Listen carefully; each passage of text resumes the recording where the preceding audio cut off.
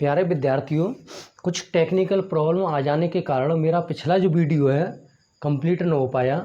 उस वीडियो को मैं जो लेक्चर 3 में आज कंप्लीट कर रहा हूँ अभी, कि मैं जो हूँ लेक्चर 2 में आपको जो पिछली वीडियो में बता चुका था कि आपकी जो शुक्र जनन नलिका हैं उन नलिकाओं की जो विस्तृत अध्ययन, नलिका के बीच में लीडिंग सेल होती हैं, लीडिंग सेल से टेस्टोस्टेरोन हार्मोन्स निकलते हैं, सर्टोली कोशिका होती हैं, सर्टोली कोशिका नर्स सेल भी कहा जाता है।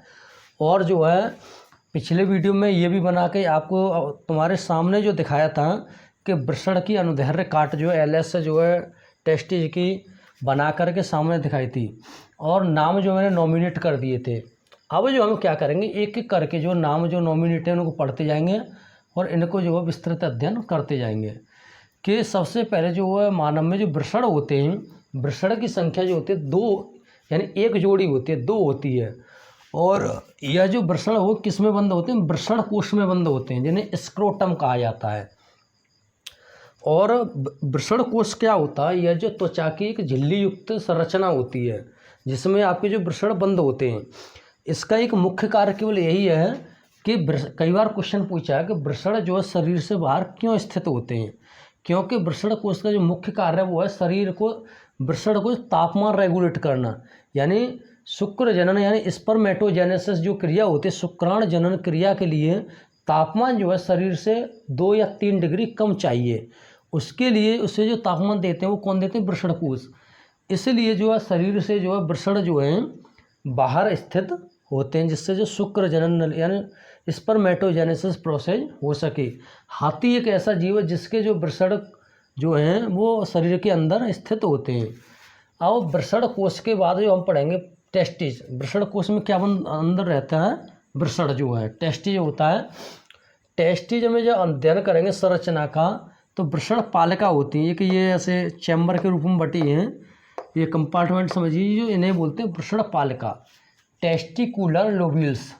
ये जो इनकी संख्या मैंने बताई थी कि आपकी जो है 200 से 400 तक या 250 से 400 तक होती है एक वृषण में।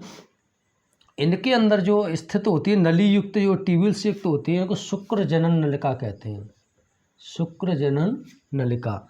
आपके जो स्पर्म का जो निर्माण होता है, स्पर्म जो होते हैं वो इसी में होते हैं, टेस्टिकुलर शुक्र जनन नाम बता रहा है, शुक्र जनन यानी स्पर्म जो होते हैं आपके किस में पाए जाते हैं, टेस्टिकुलर, इसमें ही स्थित होते हैं। यह जो शुक्र जनन नलिका हैं धीरे धीरे आपस में एक दूसरे जुड़कर एक जाल सा बना लेती हैं, एक जो घना जाल बना लेती हैं, जिसे वृषण जाल कहा जाता है।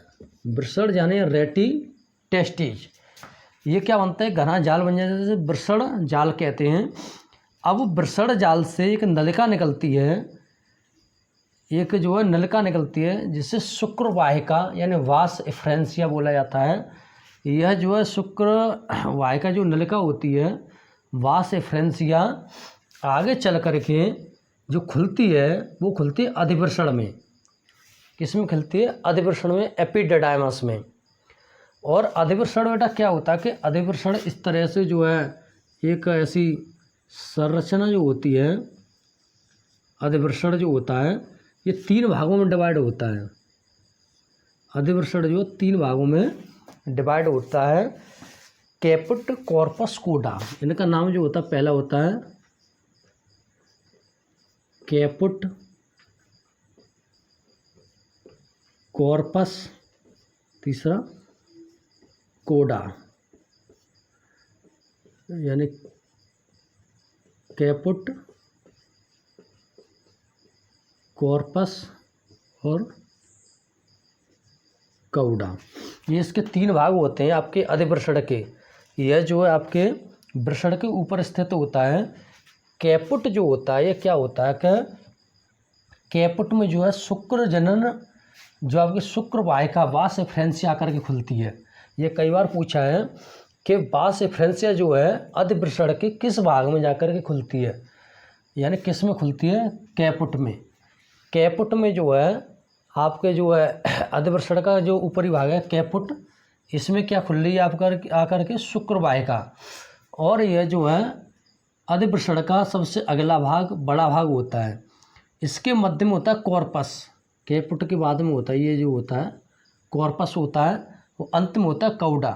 कौडा से जो है आपका जो है शुक्र वाहिनी यानी निकलती है बास एफरेंसिया। ये जो है ये नलिका हैं, ये नलिका क्या करते हैं, जो स्पर्म हैं उन स्पर्म को जो है ये जो क्या शुक्र जनन नलिका से ले जाती हुई अधिवृषण में क्या कुछ देर के लिए इसमें जो स्टोर जरूर हो जाता है और शुक्र वाहिनी से ले जाती हुई जो इसे बाहर निकालती है। यह वृषण की एल से कई बार पूछा गया है कि वृषण की जो है अनुदैर्ध्य काट का सचित्र वर्णन कीजिए, इसलिए मैंने जो आपको इसके सामने जो है बोर्ड पर बना के दिखाया। और इनके जो नाम, अब आप इनके नाम जो है बिना देखे एक बार कर लिखेंगे कि एक कौन सा था, BCD। अब A फॉर समझ लेंगे यानी वृषण कोश, B फॉर यानी वृषण इसमें अंदर बंदर टेस्टिस, C वृषण पालक यानी टेस्टिकुलर लोब्यूल्स, और D आपका शुक्र जनन नलिका सेमी फेरस ट्यूब्यूल्स, और E आपका वृषण जाल रेटी टेस्टिस, और F है आपका शुक्र वाहिका यानी वास एफरेंसिया, और G आपका अधिवृषण एपिडिडाइमस, H है शुक्र वाहिनी। यह जो आपको ध्यान रखना है, इसमें क्वेश्चन कर देता है कि शुक्र वाहिका जो है अधिवृषण के किस भाग में जाकर के खुलती है, यानी किस में खुलती है, कैपुट में। और शुक्र वाहिनी अधिवृषण के किस भाग से निकलती है, वो निकलती है कौड़ा से। अब जो है हम आगे जो है आपको ये आपका जो है वृषण का अध्ययन करा चुके हैं।